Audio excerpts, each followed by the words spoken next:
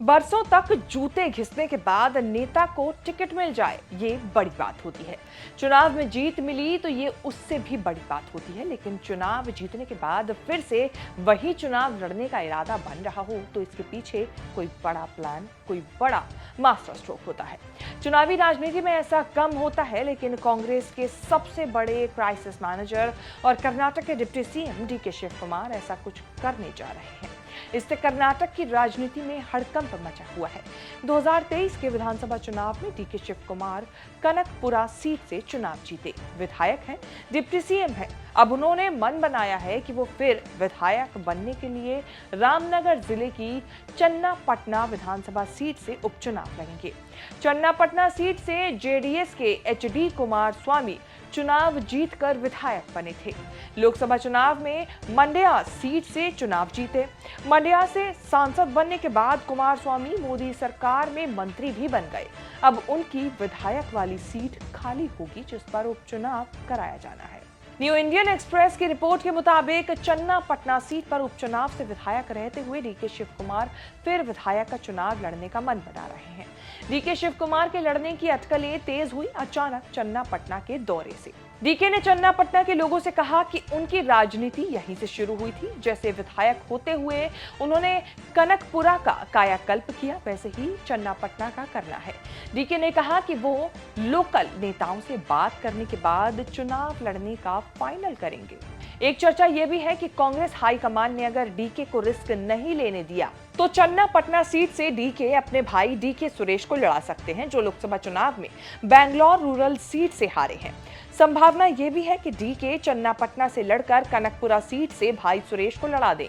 Channapatna seat Deve Gowda परिवार की इज्जत का सवाल है। देवगौड़ा परिवार कुमारस्वामी के बेटे निखिल को चुनाव लड़ाने की सोच रहा है, जिनका बार बार हारने से राजनीति में डेब्यू नहीं हो पा रहा है।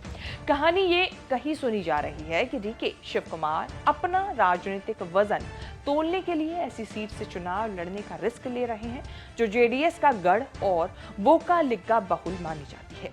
लोकसभा चुनाव में कांग्रेस ने कर्नाटक में 2019 के मुकाबले बहुत अच्छा किया।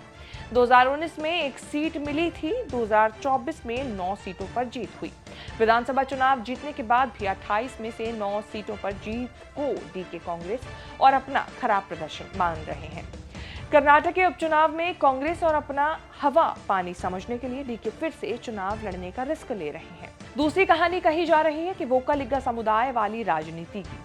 कर्नाटक में लिंगायत और वोकालिग्गा दो शक्तिशाली समुदाय माने जाते हैं, जो चुनाव में हार जीत तय करते हैं।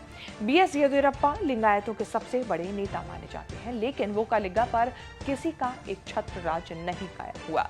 HD Devegowda, HD Kumaraswamy, Siddaramaiah, DK Shiv Kumar बहुत सारे दावेदार हैं, और कुछ नहीं है तो देवगौड़ा परिवार के वर्चस्व को तोड़ने और वोकालिग्गा वोट बहुल चन्नापटना सीट से लड़कर डीके अपने आप को नए सिरे से साबित करना चाह रहे हैं। दक्षिण कर्नाटक में 61 विधानसभा सीटें ऐसी मानी जाती हैं जहां वोकालिग्गा वोटर हार जीत के फैक्टर माने जाते हैं। विधानसभा चुनाव में ऐसी 61 में से 39 सीटें कांग्रेस की झोली में आई। 2018 में चुनाव के मुकाबले कांग्रेस ने 17 सीटें ज्यादा जीती थी। देवगौड़ा परिवार के गढ़ मंड्या की 7 में से 6 सीटें भी जीती, लेकिन 18 महीने में लोकसभा चुनाव में भयंकर ट्विस्ट आ गया। वोकालिग्गा बेल्ट की 14 लोकसभा सीटों में से कांग्रेस सिर्फ एक सीट हासन वाली जीत पाई। 2019 में भी कांग्रेस सिर्फ बैंगलोर रूरल सीट जीत पाई थी, जहां से डीके के भाई डीके सुरेश सांसद बने थे। लोकसभा चुनाव में सिर्फ 9 सीटें जीतने के बाद कांग्रेस की इंटरनल पॉलिटिक्स में सीएम सिद्धरामैया मजबूत, डीके कमजोर माने जा रहे हैं। ये स्थिति डीके शिव कुमार के सीएम बनने में आड़े आ सकती है। बीजेपी नेता भविष्यवाणी कर रहे हैं कि डीके चन्नापटना से लड़कर चुनाव जीतकर सीएम बनने के चक्कर में या तो अपना राजनीतिक अंत कर लेंगे या नई शुरुआत कर पाएंगे। चन्नापटना के अलावा कर्नाटक की शिगगांव और संदूर सीटों पर भी उपचुनाव होने हैं, जो पूर्व सीएम बसवराज बोम्मई और कांग्रेस के ई तुकाराम के लोकसभा जाने से खाली हो रही है। अब देखना होगा इस एक्सपेरिमेंट में डीके शिव कुमार को क्या कुछ नया रिजल्ट मिलता है। आपके हिसाब से क्या डीके शिव कुमार का विधानसभा चुनाव एक बार फिर से लड़ना सही है या नहीं? क्या आपकी राय है? कमेंट करके बताएं। ये वीडियो आपको कैसी लगी ये भी बताना ना भूलें। इस तरह की खबरें आगे भी देखने के लिए बने रहें न्यूज़ तक के साथ।